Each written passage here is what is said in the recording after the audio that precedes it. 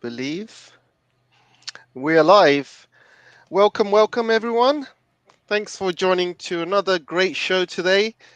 And I have the one and only, Brian Berletic from the New Atlas, and I have my dear friend Alex with me as well. We have a Hi there. great show lined up for you guys. You guys are very lucky. You're going to have some amazing topics to talk about. First of all, Brian, how are you? And I'll come on to Alex after that. How you been? I'm doing very well. I'm anxious to hear from you how the weather is there in the UK, and then also from Alex where he is and where he's sporting a nice, cozy virtual fireplace there. I'll leave mine to the end. So Alex, how's the weather in Chongqing and how's life in Chongqing for you? Uh, well, we're opening up with caution, and weather is getting chilly here now. But we're preparing for this big opening of China. In UK, I can tell you from first hand, my missus couldn't get to work today because her car has completely frozen over, and she just could not get into the car. She could not even if she melted the ice with hot water, the car just wouldn't start. It's that cold. We've had some Arctic weathers since yesterday, minus 10 degrees in some areas in Mm. UK, and all hell is breaking loose, guys. There's nurses, ambulance drivers, everyone's striking at the worst possible time. People are dying because they can't call the ambulance. Obviously, the strike hasn't happened yet, but there's no beds in the NHS. People are panicking. People are running around. Nobody's going to work. It's all mayhem at the moment. Sunak's under a lot of pressure. He's in hiding at the Mm. moment. There's people having power cuts as well. It's all going crazy. The media here has been ordered to keep things quiet because they do not want to incite any riots in UK at the moment. So things are very quiet on the media side. They're trying to talk about other subjects around the world, but I can tell you from the ground, people outside are literally panicking right now. It's going to get worse over the next few days and few weeks, but we'll see. We'll see how it goes. So we're here for a couple of talking points today. I want to first of all start with what's happening in Ukraine, and we have a major story how a couple of drones, I think there was three drones in particular, went very deep into Russian territory, and we're talking very, very deep, almost as far as Moscow even. I mean, if they can go that deep, they can easily strike Moscow. So there's been three drones which went very deep and hit some airfields in Russia, and there's a couple of explosions which have been released. Russia says that these drones have been shot down and then they exploded on the ground afterwards. I'm not 100% sure how that would work, but what do you think, Brian? I mean, first of all, what the hell happened to Russia's air defense systems? I mean, their defense systems are supposed to be the best in the world. S-400s, S-500s, and you would think that they would literally cover that border area between Ukraine and Russia with loads of air defenses, nothing we can get through. And the other question is, do you think this was some sort of test by NATO? They're just testing the waters and see how far they can get with drones and what they can do and what they can get away with.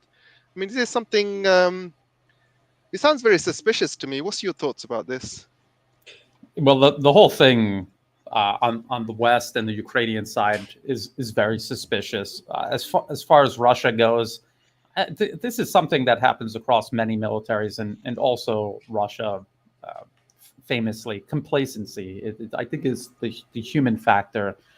They were not paying attention. They probably never thought this was going to happen, and they were taken by surprise. I highly doubt that they're not going to revise how they have their air defenses set up, their readiness. I think they're going to review all of that. It was the same with Sevastopol in Crimea. That was attacked.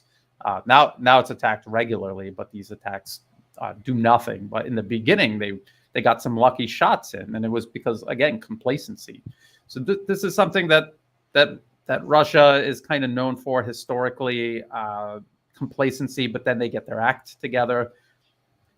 Either way, when we're just looking at these attacks themselves, this was supposed to be a preemptive strike against this wave of missiles that we were all told Russia was getting ready to launch. And then they did launch it, regardless of these 2 or 3 drones, old Soviet-era Tupolev jet drones. They did minimum damage. It is shocking that they got that far. And it was the air defenses at these airfields that would have shot them down, because there was damage done at least at one airfield.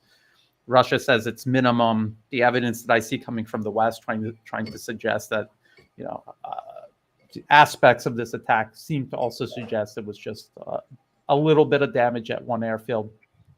There were some fatalities. I think Russia has even admitted that as well. So losing personnel, that is very bad.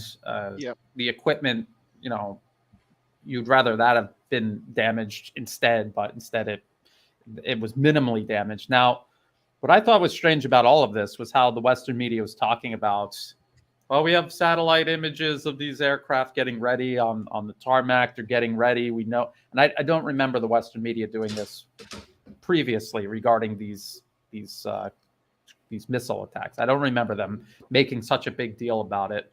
And I think the reason they might have done that was they were passing this information to Ukraine. They knew Ukraine was going to do this. They were getting ready to do this. This isn't something you plan to do overnight. They were passing the intelligence to them. And for plausible deniability, they were publicly reporting that Russian warplanes were getting ready to launch these missile strikes. So they could say, wow, no, they just were watching the news. That's all. We didn't pass them any. They did this all on their own, which doesn't actually work, because without U.S. and NATO support, nothing Ukraine is doing right now would be possible. So that the U.S. and NATO are responsible for absolutely everything Ukraine does from 2014 onward, because this is a regime, a military, a political system that would not exist without constant support. And now more than ever, because Ukraine has no economy, their military is on life support from the West and clinging to life. And so these are all important factors to keep in mind looking at this situation. That said, this is not something they're going to be able to, expand out. And this is not something that made any difference. The missile strikes went as planned. They created, again, another wave of significant damage on multiple types of targets, and they're going to continue doing this. So the attack was, like always, for PR points, and very temporary PR points, because now Russia has justification to retaliate and go beyond, escalate beyond what it has been doing up until now. And Alex, what's your thoughts on this? And you're quite experienced with drone warfare and drones in particular. Do you think, one of the questions I have is, do you think military drones can fly that far? Because we're talking about huge distances here, thousands of kilometers. What's your thoughts about all of this? Well, let me bring up a diagram here of what we're talking about here. We're talking about the Tupolev Tu-141. Okay, and it's very easy to have a look at this. And this drone is specifically, I call it a one-liner, okay, because it pretty much can only go in one line. And if you see, if we just kind of zoom in there, I don't know if you guys can see this now. That's nice, Alex. If we go to the, oh, sorry. Yeah, I mean, I just want to bring up here, if we get closer to the bottom, you can see just on the far, I guess that's going to be left or right of the screen there, you'll see that is where this drone is pretty much equipped just to use, it's not built to bomb people. It's built for pretty much a reconnaissance mission. And I guess if they wanted to do a suicide assault weapon of this kind of, drone, they could. Now, that's exactly what I think has happened here. Yep. And as Brian has said, the Ukrainian aircraft and the Ukrainian in the skies, I mean, they are pretty much, they can't control anything, let alone, I mean, their own. Now, I'm going to give you some history on this. Okay, guys, a little bit of history here. I'm not sure if you guys are aware of this, but when the special operations was happening from Russia, the Ukrainians put these things in the air. In fact, on the 10th of March, This exact drone, the Tu-141, crashed in the front of the student campus in Zagreb in Croatia. Okay. It was over 550 kilometers from Ukraine before it crashed. It had flown over Romania and Hungary undetected as well. Okay. The Russian embassy in Zagreb stated that the Russian forces had not had such drones in their arsenal since the collapse of 91.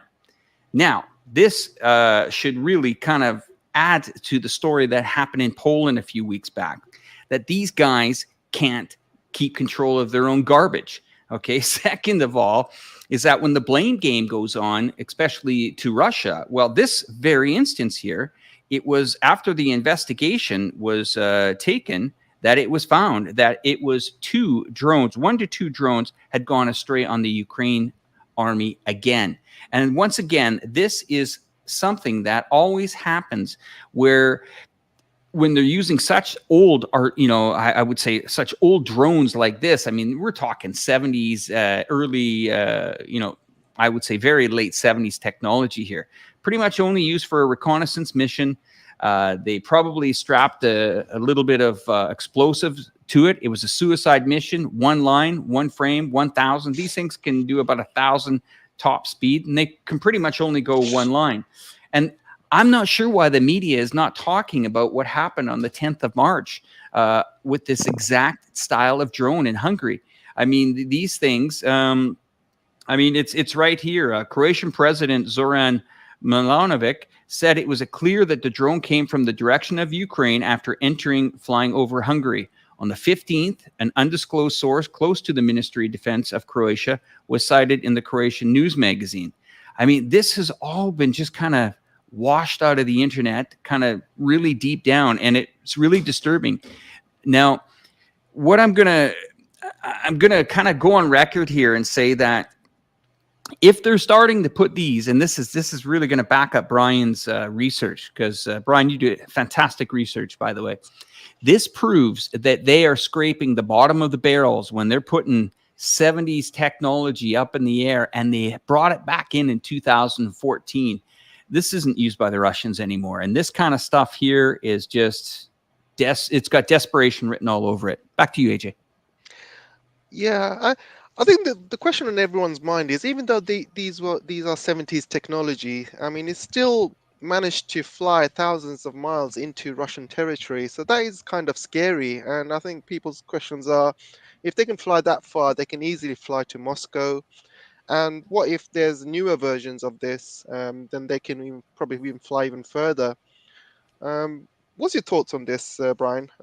What's your take? Yeah, that's a good question, actually, and a lot of people have brought that up. I was listening to the Duran talking about this today, and what if these were more modern weapon systems, NATO weapon systems? What if NATO launched a very large coordinated cruise missile strike on targets all across Russia? What would their air defense system do? And so this is a wake-up call for Russia to rethink the way they're doing things right now. If there is complacency among their forces who are supposed to be defending Russian airspace, this needs to be rectified. You would hope that air defense is denser around Moscow and in better shape in terms of readiness. But these air bases were significant air bases. There are nuclear weapons supposedly stored at these, and this is their strategic bombers that they've been using and are key for this operation and other operations that they've been involved in recent years. The United States really, I mean, when you look at their strategic bombers, they're also just out on the runway. But as I pointed out before, you have 2 oceans between you and everyone else. You don't really necessarily have to worry about that. Russia should worry about that, because everyone to the west of them is hostile toward them and are feeding into this proxy war. And the whole reason Russia is in Ukraine in the first place is not just because Ukraine, but the implications of NATO militarizing Ukraine and building it up as a national security threat right on their border. So hopefully, like in other instances, this is something that will be rectified very quickly. As Alex pointed out, and I agree with him, this is desperation. three of these, and then the missile strikes, the Russian missile strikes went on as planned anyway. So what was achieved, and what will be achieved by continuously doing this? And this is something, as Alex pointed out, it's flying in a straight line. They're going to be looking for them now. It's not something that is, again, like everything else Ukraine does, it's not something that's going to turn the tide. It's very, very short PR points. And then actually in the intermediate and long term, Russia is going to retaliate. And then the suffering for the people across Ukraine will increase because of this, specifically because of this. Okay, so this leads me to the next question. How will Russia rectify this? And I for one, I was looking at different ways, and one of the ways is, with drones, it's a bit difficult to shoot them down. Do you want to shoot them down with your S-400 missiles or S-500 missiles? Because if these are 1970s, these are very old missiles, very cheap. And if you shoot them down with your missiles, economically you are losing, because if these missiles cost more than the drones, then you are losing, and you're giving away your position as well. So I'm sure NATO would have loved to know where these S-400, S-500 batteries are located. So that would give away your position. The only two countries I know of who shoot down drones with lasers is China and Turkey. I don't think Russia has got anything like that, but another way they can rectify it is Russia could take over Kharkiv, for example, and take over the whole eastern border of Ukraine up to the river. And I believe that was the original plan anyway, because that would basically cover their borders. That would mean that Ukraine would have to fly further into Russian territory, further through Ukraine, and then into Russia. That could be another way. What do you think? How would they kind of rectify this and fix these issues? And what do you think about my suggestions as well? Yeah. I think it's the human factor. I think is the main reason. The fact that it got so close would suggest that it wasn't S-400 or S-500 or even S-300 that shot it down. It was one of the shorter or intermediate range systems that Russia has that do point defense around facilities. Seems to be what shot it down. They're going to look at what happened and why, despite shooting it down, this debris still rained onto the airfield. Maybe they'll adjust those defenses. And again, overall, they're going to rethink their whole air defense readiness and strategy. Pushing further into Ukraine, I mean, that is the whole point of the special military operation ultimately. Maybe not right now, but ultimately it is to create a buffer between them and the rest of NATO, and also these forces that NATO is backing to carry out attacks like this. And I just want to reiterate again, Sevastopol, the naval base in Crimea. This has been repeatedly attacked now, and in the beginning there were some initial successes because, again, complacency. They thought they were far enough away. It wasn't really going to happen. When it did happen, they beefed up security, improved readiness, and now they're able to cope with these attacks and these. Again, it's rendered Ukraine's efforts to carry out these sort of long-range strikes. It's rendered them moot more or less, and it's thrashing, essentially. Thrashing by Ukraine, desperately trying to strike back as its infrastructure is dismantled week by week. Yeah, thanks, Brian. Over to you, Alex. I did love that 3D figure of that drone that you made. Initially made me remind me of Star Wars, the TIE fighters. And Star Wars was made in the 1970s as well. What do you think, Alex? Are we looking at a lot of pain for the Ukrainians now? I mean, Russia's probably got more reason to push into Ukraine and take more territory now and build that buffer zone. What's your thoughts? I mean, in these types of zones, there is always hardship, and anybody that's still there or in some of these major cities has to really think about the next 30 to 60 days, where they want to be. I know it's disheartening to actually leave your home or your family or your relatives behind, but this is part of strategy. This is part of war strategy. It's gone on in the Second World War, the First World War.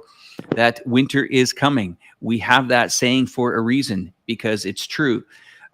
Human and Mother Nature really play games with each other here. And here's where it's going to get difficult. As the temperatures continue to drop, I think Russia has been quite polite on its hints of they're going to ramp it up.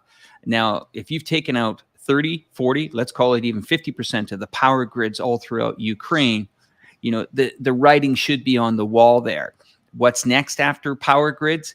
Could it be rail lines? Could it be, you know, underground cabling? Could it be, you know, gas lines underground where, you know, all you have to do is drop a few major bombs in the middle, or even some of the oil or some of the gas plants that are supplying the gas and heating. Let me give you guys an example.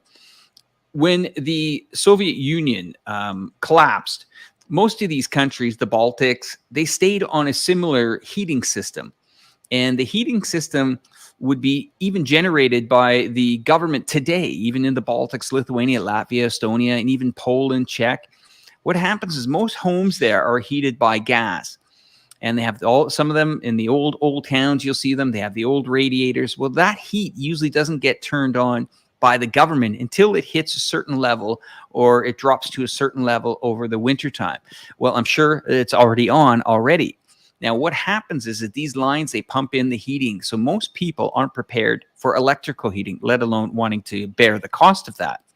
So the government has usually provided that for years. And this is actually one of the things that really invigorated people to hit the streets in 2004. They used the rising costs, where Russia and Ukraine said, yeah, you know, the electricity costs are going to have to go up. But the European Union was promising other better things ahead for them. Well, you know, if you have a choice of either eating or heating, it's going to be pretty difficult for you over the next few weeks here. Now, I think, as Brian has, you know, categorically shown in his videos for the last few months here, it's a system. It's systematically taking out these power grids. It's a slow grind, and they could very easily move course. They could be hitting some of these, you know, gas lines underneath the ground. They have the technology and the bombs to do that. Well, you start taking out these gas lines. Well, there goes the gas. Okay. The electricity's out. Well, then you got some serious problems here. And this is where I will call it the support for the guy in Kiev, I think, will drastically change when the heating's gone and you can't even cook food. Sorry, but he's on a clock that's running out of time fast. That's my 2 cents. That's right. And even though Britain right now is very cold, and we're talking about minus 10 degrees, but Ukraine is probably even more colder, because Ukraine is in a part of the world which is almost, you know, it's probably one of the coldest regions on Earth, apart from Russia. And you know, the problem with Ukraine is a lot of the youngsters who have actually managed to move onto the borders and gone into other European countries as refugees. A lot of the old people tended to stay behind in Ukraine, mainly because they couldn't or they don't want to. And they are at risk, aren't they? Because if there's not much electricity or gas or even water, how can they survive these winter conditions? I mean, over to you, Brian. Oh, that's a good question, and I really don't know. I think that's something that I would want to ask Gonzalo Lira. He's in Kharkov. I'd probably ask him how he, in his opinion, people are going to cope, you know, through these different scenarios. I think electricity being out, just on its own, not even talking about heating, that alone is going to be very disruptive. Gonzalo has talked about these high-rise apartments. These you know you see them in the footage in these different city centers. Those need electric pumps to pump water up. They need elevators. You're not walking up 20 floors. Nobody's doing that. And so this is what the people in Ukraine are faced with. And as Alex has said, Russia is not doing this by surprise. They have incrementally escalated. People have had plenty of time to, the weather, pretty cold. and people have had plenty of time to prepare themselves one way or the other. Are you going to stay? Or are you going to leave? When even the Ukrainian government is telling people to leave, suggesting to them to leave, hinting at the possibility of evacuating cities because they have no way to run them. I mean, this is catastrophic. This is what subordinating yourself to the United States and NATO does. This is the game plan. Over and over again, we've seen one opposition group positioned into power after the other, and one nation after the other, and these nations being destroyed. Ukraine is not the exception. It is also going to be destroyed, and we're watching it happen right now. And I've always said, you know, people blame Russia. NATO deliberately created a national security threat on Russia's border. They did it because they knew Russia would have to react. They articulated this in their policy papers, extending Russia by the Rand Corporation. They talked about how, you know, it could potentially blow up in their face if Russia decided to actually go full in and invade Ukraine, which now they have. And now it's blowing up in their face. This could be stopped at any time by NATO, Ukraine's backers, the US and NATO. At any time they could say, all right, this was a bad idea. Oops, we've done it again to another country. Let's stop before there's nothing left, like we've done to every other country. But they're not going to do that. So it's unfortunate that we have to watch and how predictable this is all going to be as it plays out. As people, you know, you've seen what the US has done to other countries, and namely Iraq, Afghanistan, the way US has been using all these proxies to fight their wars, and they turned their backs on them when it depends on their own interests. And throughout history, US has always done that. They always like to kind of use these proxies, and then they kind of turn their backs and stab them in the back. And we're talking about people like Saddam, even, which was the US's friend, and look how he ended up. Do people not look at history when they kind of follow the US into these proxy wars? And history seems to be repeating itself over and over and over again. I mean, what are these people thinking? And it's not just Ukrainians now. People in Taiwan are almost, you know, there are people in Taiwan who are very much pro-Western, pro-US, and you know, it keeps happening over and over. What's your thoughts, Alex? What goes through the mind process of these people? Well, I mean, we have to look at this from a business standpoint, to be honest here. You saw the chaperones of salesmen go to Taiwan a few months ago with Nancy Pelosi. And this is on both sides here. We have this on the Democrats and we have this on the Republican side. I mean, Lindsey Graham is a great pusher of artillery to Taiwan. We did see an interesting election here, voting a few weeks back, and the Taiwanese won none of this. They don't want any of this. Enough that Taiwan's leader will eventually resign and step down. This to me, once again, is America will have to look for another country to sell its arms to. It's done great. I know I don't want to say that with enthusiasm, but wow, have they managed to sucker a lot of countries into replenishing the NATO compliant countries. Remember, when you become part of NATO, I believe it's almost 2% of your GDP has to go to purchasing and becoming NATO compliant. Well, we have 2 new members, Sweden and Finland have joined the club. So we see a big bump up of old artillery maybe sent to the new guys, and the old guys that had the old stuff, it gets replenished. So the war machine is ramped up in full capacity. But the sad point here is in Ukraine, think about this for a moment. The country is actually destroying itself from within. It's not just the Russian side that's bombing it. Got to remember, Ukraine is using NATO artillery to fire on what used to be part of their territory and what they rightfully say in many occasions that they want back. Zelensky has said, under no circumstances are we ever going to give in. We want everything back, including Crimea. Well, if you want the Donbass region back, boy, oh boy, you have a funny way of showing it, because you have absolutely obliterated that place from the outside in. And it's incredible, the amount of artillery that's going back and forth, the buildings, the infrastructure. I actually don't believe we're ever going to see Ukraine even remotely close to what it was a few years back.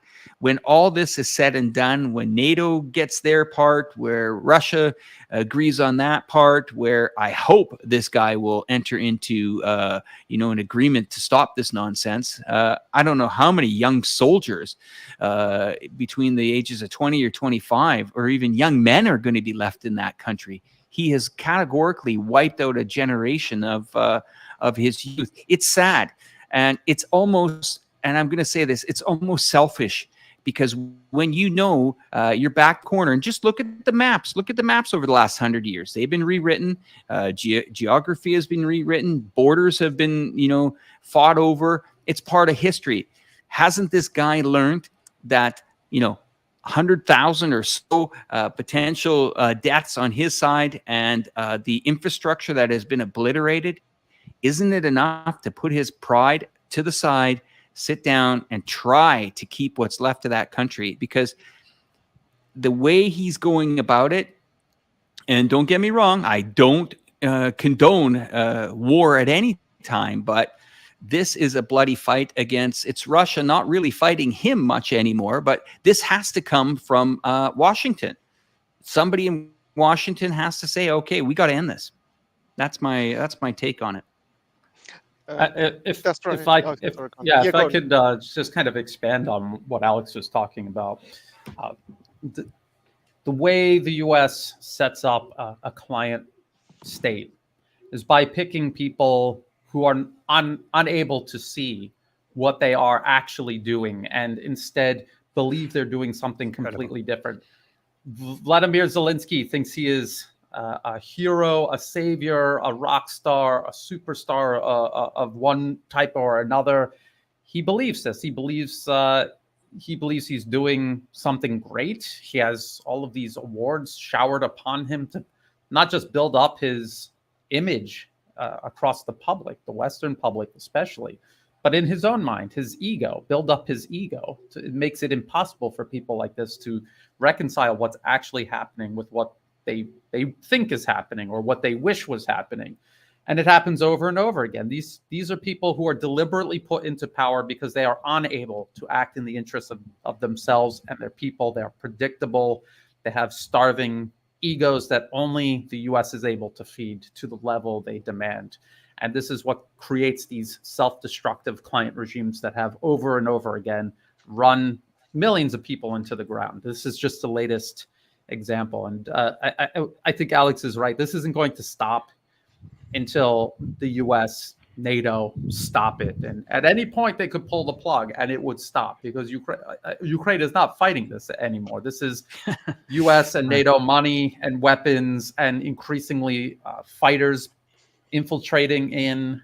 I just saw a video of these foreign fighters retreating because they came up against a T-90 tank, and they're using small arms and anti-tank weapons, which are not as capable as are being sold by the Western media, and they had to retreat.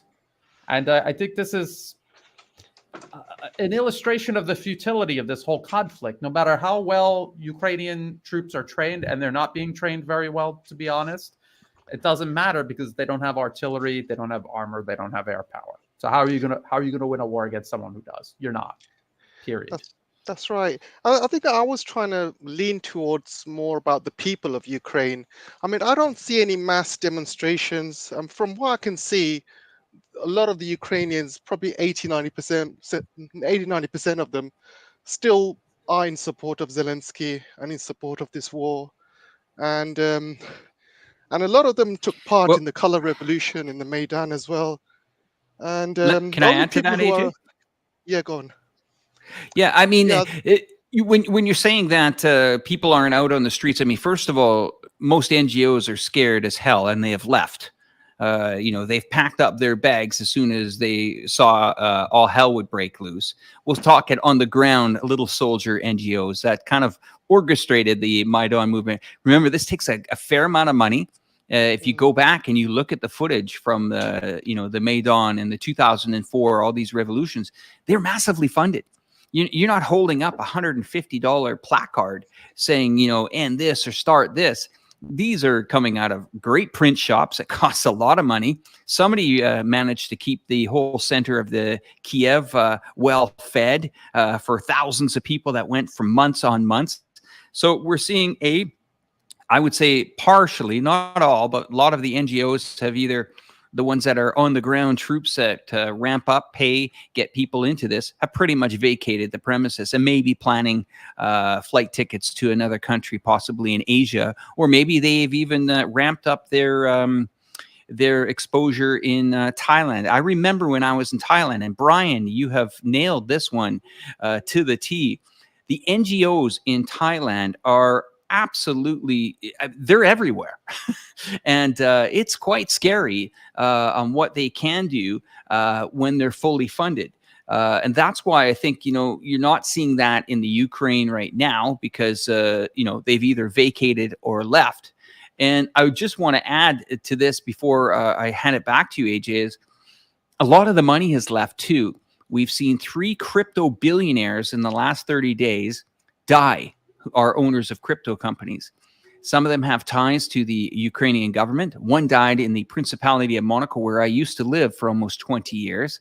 Monaco is not a big place, 35,000 people, 29,000 residents, and 6,000 monogas. Helicopter crash with a perfectly good blue sky day into the side of a hill in Villefranche with connections to a Ukraine funded charity. 1 in 8 cars pretty much flying up and down the Principality of Monaco. And just to let you know, Monaco is a tax haven. It's sandwiched in between the Italy and France. And it's very easy for Ukrainians to go there. A lot have. There's been an investigative report by a newspaper called Pravda that exposed the Ukrainian billionaires and millionaires that went there. 1 in 8 cars are showing a Ukraine license plate. Their yachts are there now.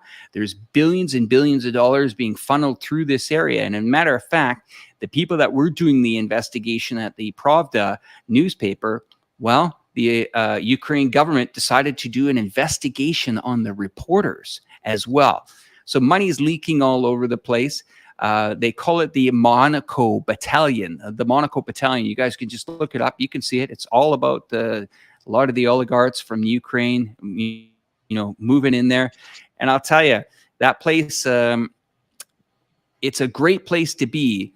But sometimes there are people that really take that place for a ride. And right now, all that money that's coming from the West, some of it is squeaking out, and definitely it's sitting in Monaco right now. It's a principality, and if you don't, want to just rely on what I'm saying there, just fire up the computer, look up the Panama or the Pandora Papers, either or, and type in the president of Ukraine and see how many offshore companies in the British Virgin Islands pop up with him connected to. You'd be quite surprised.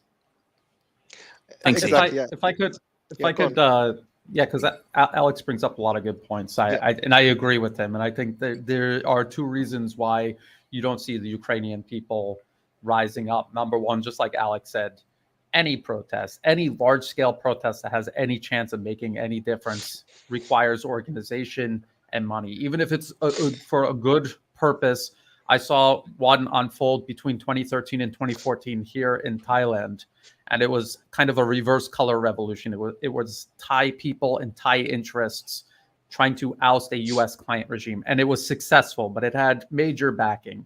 This would not have happened by just people spontaneously coming out onto the streets. That just does not happen. And the second reason, and I think Alex kind of touched on it when he was talking about these journalists being investigated, they're gonna kill you. They're gonna arrest you, jail you, or kill you. And they have been killing people. They've been killing all kinds of people. You have literal Nazis in the Ukrainian military, paramilitary, local law enforcement, SBU. they will kill you if you're talking about these things or making a nuisance of yourself or protesting. It would be seen as unpatriotic. We know how psychotic, say, even the U.S. got during the so-called war on terror, and that was for something that was happening thousands of miles away. Imagine how bad it is in Ukraine right now, considering all these factors that we're talking about. And you're right. And we have Baki L, who has said that Ukraine has literally filtered, they killed or silenced every single person who has remotely opposed this war. And I guess you're right. People in Ukraine are scared. There's not much they can do. There's no money. There's no electricity.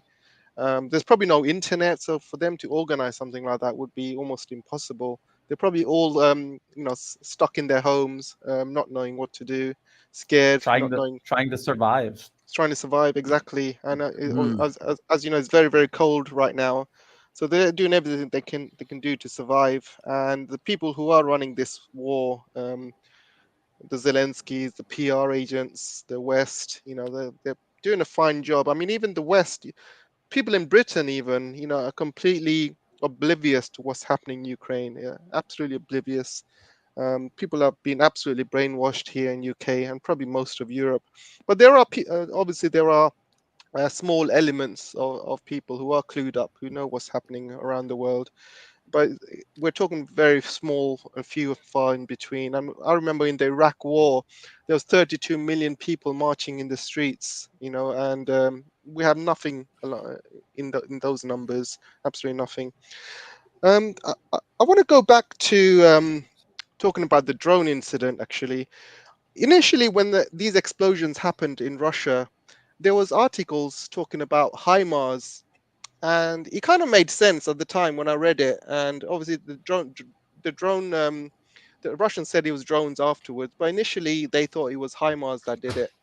And I also read an article in the Washington Post, and they said that the US has sent HIMARS to Ukraine, and what they've done, these are long-range HIMARS, but what they've done, they've coded it so it doesn't go further beyond a certain distance or something like that. So they did some hard code inside these HIMARS.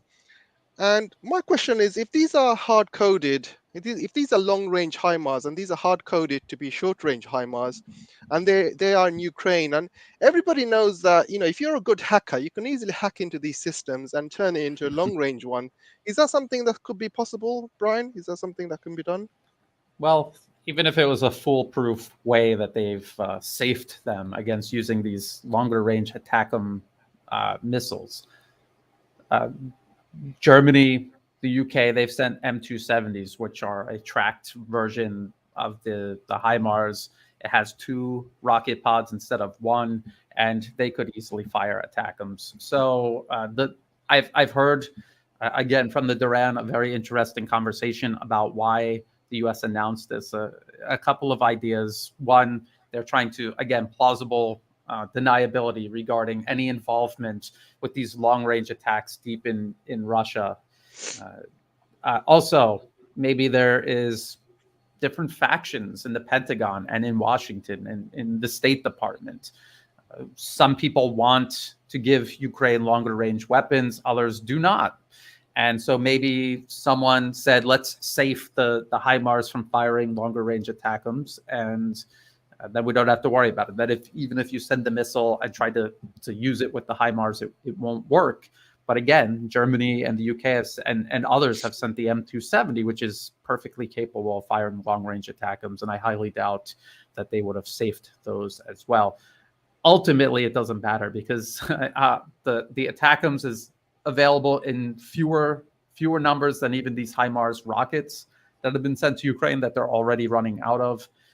It's something that Russia has as well, but in greater quantities, the Iskander missile system, which is actually more capable than ATACMS.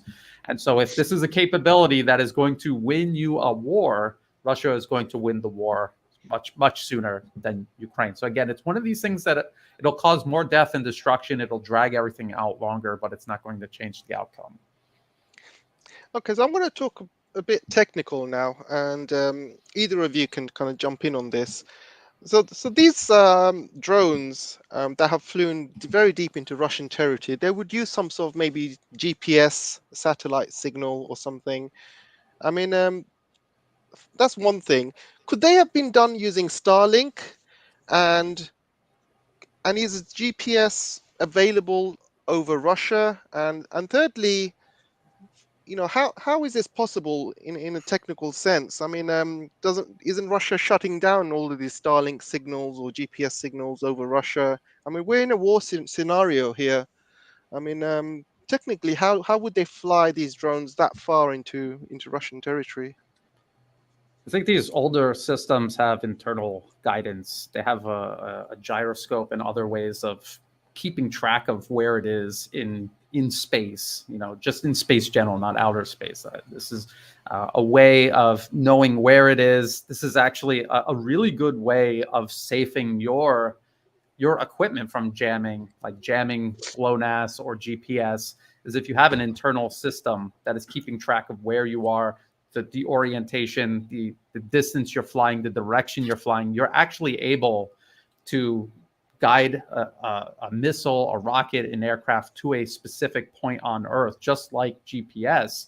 And I'm willing to bet that there was something like that. GPS, it's a global network. It has global coverage, and so unless you're in a specific area in Russia where there's electronic warfare systems operating, canceling out the signal, you're probably going to be able to receive a signal from that, from GLONASS, from Beidou, the Chinese version, Galileo. The European Union has their own satellite navigation system. So there's a lot of ways they could have done it.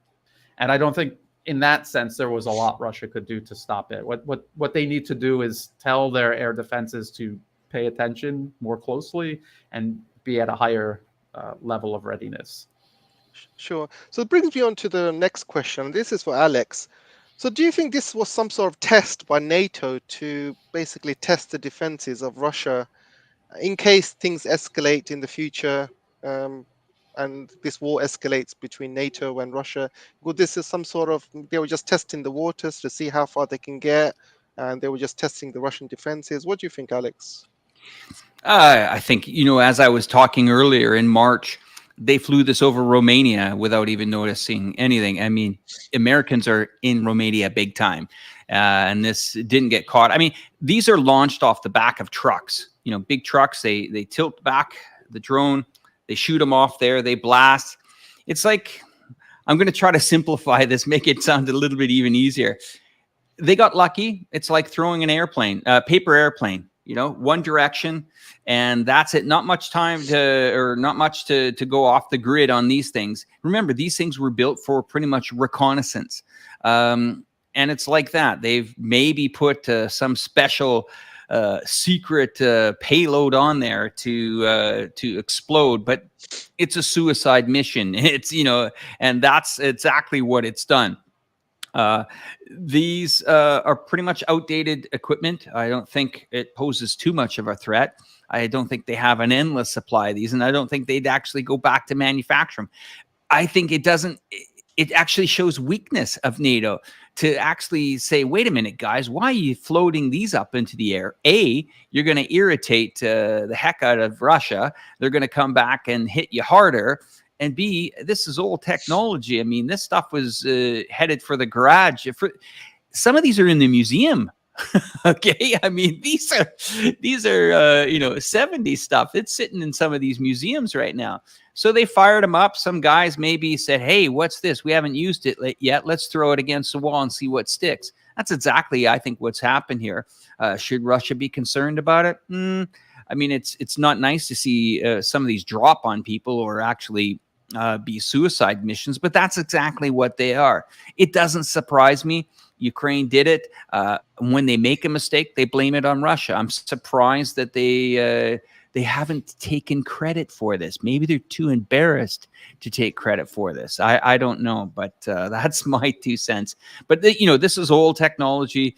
These things are equipped with camera equipment to fly reconnaissance, and even the camera equipment in there, I think it would cost, as Brian knows these things quite well. These would refit it to bring it up to technology today, to be sending back information back. It's just not worth it for these guys. I mean, NATO's giving them better stuff than that. I mean, even a bloody DJI drone is probably more equipped than some of these things. Yeah, I was going to talk about Chinese drones, and I was going to ask you how they differ compared to the drones that we've seen in this conflict. And obviously, we've seen the Iranian drones, we've seen Russia's own drones, we've seen the Ukrainian drones, but the Chinese drones, which are out and about, these are probably years and years. I mean, we're talking about decades at more advanced, using AI and all of the latest technology, Beidou, navigation. What's your thoughts? Brian, I mean, what do you think? Would you compare the Chinese drones compared to what we've seen in this conflict so far?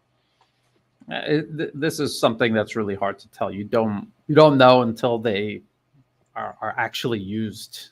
We could just assume that. I mean, not to take anything away from Iran, they have brilliant scientists, engineers, designers, but if they're able to create something like what Russia is now using the Garan to, I'm pretty sure China can make something similar to that. So that's an example of something very simple that they can make in huge numbers to overwhelm air defenses. They could have things that are much more sophisticated. As far as I know, DJI is a Chinese company in Shenzhen, and people are familiar with the consumer drones, but they have much higher end systems, and not just drones, but network software and systems to automate things. And could you just imagine what these Chinese developers, designers, and engineers would be able to do if the military gave them a budget and said, just go wild, whatever you want to do. They have huge potential because of their industrial base and the human talent in China. We always hear that Chinese people can't innovate. They're stealing everything from the US. But there's so many examples of things only China is doing, or China is doing better than anyone else. So how do you account for that? So I think there's a huge amount of ignorance, arrogance, and we use this word again, complacency, but in this case, among the West, regarding the capabilities China has. I would not underestimate them. If anything, the West should be erring on the side of caution, and they aren't. And they've done the same thing with Russia, and look at what's happening now in Ukraine. 100% right. And you're right, it is very much ignorance. And you've seen some major CEOs from major companies in US coming out with statements saying China cannot innovate.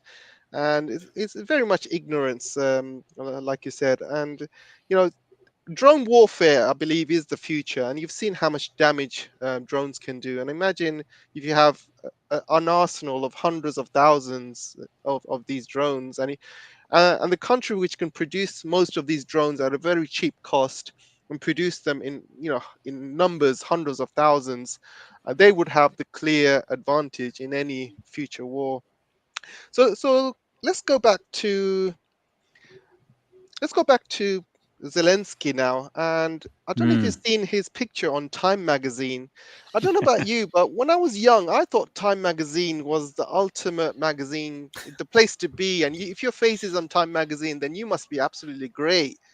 I mean, what the hell has Time magazine come to these days? And absolutely, what's your thoughts on this? And I was absolutely shocked to see his face in there. I mean, what's going on here? Have they sold themselves? First, Alex? Yeah, I think, Time magazine has hit it right a few times, but all you got to do is go back and look at the late 30s, who was on the cover of Time magazine. I believe it was 1938, 1939. Could be wrong on the years there, but there's two famous people. I'm not going to mention their names on this program, but I think I'll leave that up to the viewers to go back and just Google the front page of 1938 Time and 1939 Time magazine. And I wouldn't, if I was Zelensky, I wouldn't be bragging about. Are you talking about Mr. Yeah, it doesn't. It doesn't. There's both. There's a few of them. There's a few people on there. He's from Germany, right? And I believe Stalin was also on the cover as well during these times. But after you guys are done talking about that, I got an interesting point I want to bring up before I leave the program today. It's important. So whenever you got a moment, just squeeze me in there, and then that would be great. Sure. Okay, so I'll just finish up on this thought, and then you could go ahead, Alex. You know, depending on who is on the cover and why, because exactly.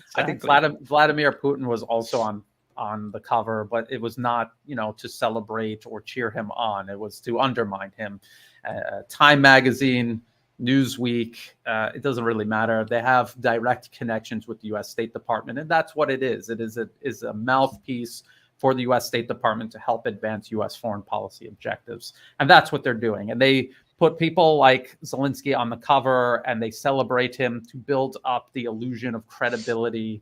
And because he has none, he was put into power. He was built up politically, installed into power, and he is propped up to this day by the U.S. and the rest of NATO. He would not be where he is without that. He achieved nothing, and he will ultimately be the scapegoat everything is dumped on and flushed when all of this is over. So a very predictable process, and then we've watched this happen over and over again. We've seen the leaders of all of these opposition groups the U.S. creates and perpetuates in every country, either on the front cover or somewhere in Time Magazine or Newsweek or CNN or BBC. It's creating false legitimacy for their proxies and puppets, really. But don't you think they've built him up too much? And it's like having a child, and if you give the child everything that they want, they're gonna grow up to be spoilt. And that is exactly what's happened to Zelensky. And this Time Magazine article happened along the same timelines as the attacks in Russia. And I remember on record, the US has said they will not stand for any attacks in Russian territory. They will not authorize it. They will not allow it. They promised Russia that would not happen. And as soon as this picture came up on Time Magazine, next thing I saw was these attacks on Russia. It's almost like he's gone too big for his boots, and now he's like, "Oh, you can't touch me now. I'll do whatever I want." Well, what's your thoughts on that? I think it's them continuously painting themselves into a corner. The more they prop him up and build him up, and the more they double down on saying, we're not negotiating with Russia, we're not going to stop until every Russian troop is out of, even Crimea and the Donbass. The more they do that, the tighter the corner is that they painted themselves in, and the more impossible it becomes getting out. So this is the real danger of doing this. But as Alex and Alexander on the Duran always say, they have no reverse gear. I think they put that perfectly. There is no reverse gear, and there's no reason to expect them to suddenly discover or install a reverse gear. Mm-hmm. Alex, how long have you got? I know you said you've only got. Yeah, I got about 10 minutes. I just want to say that I completely agree with what Brian is saying. They have painted themselves in the corner. They can't get anywhere. And if you're worried about the young child feel like he's getting everything, I mean, he's an actor. He knows how to handle the fame. And here's something interesting. Here's a movie that was made. I don't know if I can get that zoomed in or not. But anyway, it was called The Sniper. And The Sniper was funded by the Ukrainian State Film Agency in 2019. And it's a pro-Ukrainian movie about the Donbass. And interesting that it was funded by the Ukraine State Film Agency. This is years before Russia decided to get involved here. Also, there's something of unique on the cover of this. You'll see it. And once again, the movie's called Sniper the White Raven. You will see the Ukrainian Film Agency as the logo there, and then the UM Group. Now, who funded the UM group? This was a group that was partially subsidiary, was in the British Virgin Islands. Try find something on the UM group on the internet. It's been washed, completely gone. So we cannot find who is actually funding this major propaganda piece. Is it an NGO organization? Is it the State Department? And Brian has mentioned time and time and time again how these organizations work. And I commend you for continuing getting that message out to everyone, Brian, because it's so important. And finally, people are waking up that this is like a, a la carte menu. All right, let's invade a country, okay? Or let's destabilize a country. What do we need? NGOs. What else do we need? State propaganda. What else do we need? NATO on side. What else do we need? US budget passed by Congress. It's just categorically insane. And, as you dig down, as I was digging down into these movies produced, I found 4 more movies that were produced by 4 more companies that magically their backers, BVI-based companies, British Virgin Island companies, financing through a subsidiary into a Ukrainian film being broadcasted on the screens, funded and also supported by the Ukrainian State Film Agency. What? That makes absolutely no sense. And you go back and you try to categorically do that, and you find it's very simple to find British Virgin Island companies, the BVIs. They have a registry there, but what they don't tell you is that they have trust companies, and these trust companies usually have a board of director that hide the beneficial owner of these companies. And this was supposed to be, passed in the European laws years ago. My last point, I need to bring this up, and gentlemen, I appreciate your patience with me here.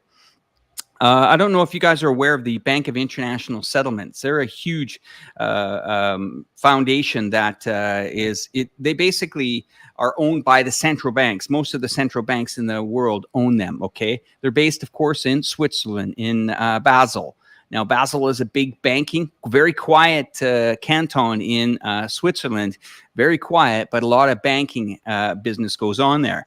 I'm going to bring up a couple of things for you guys to kind of pay attention to here. And this is for the viewers here. Just want to see if I can bring this up on the screen. And thank you, AJ, for allowing me to spend some time showing these people. If we have a look at this here, I don't know if we can get that on the screen, if that's coming up. Yep. You'll see that the National Bank of Ukraine is hoping for soonest admission to Bank for International Settlements, the BIS, the exact firm I'm talking about now. Now, why is there such a push on a country that is in the middle of a war to become part of the BIS? Well, something is not right here in the banking system. Okay, and we see this, across the financial, we'll call it ticker tapes in very small writing. It comes across, you very seldom see it, and you really got to catch it. Okay, well, here's why, and here's what's going on with it. So the BIS, now we'll connect the dots. Okay, so first of all, BIS is basically helps the FX trading for most, I would say 60 of the largest countries through financial services. They do a lot of business. Ukraine wants to join this. Now, why is Ukraine so adamant to be part of this group when the country is broke? Okay, we're talking cash. All right, well, something's wrong here. And here is the headline right there. Global financial system vulnerable to 80 trillion plus problem in the FX market. Apparently, they're having problems tracking about $60 trillion in transactions over the last year here. And they cannot, for some reason, get to the bottom of it. And I'm thinking that we are seeing one of the largest washing machines in action here. Remember, 3 dead crypto billionaires in the last 30 days. We are seeing a very reputable Bank of International Settlement based in Basel for almost 100 years. And now they're seeing an FX problem between 60 to 80 billion that they can't find out what's happened here. And you just have to connect the dots. The Monaco Battalion, billionaires, Ukraine. American Congress passing money. BIS saying, guys, we're missing some information here. And then the Ukraine putting their foot to the floor to try to be part of this Bank of International Settlements.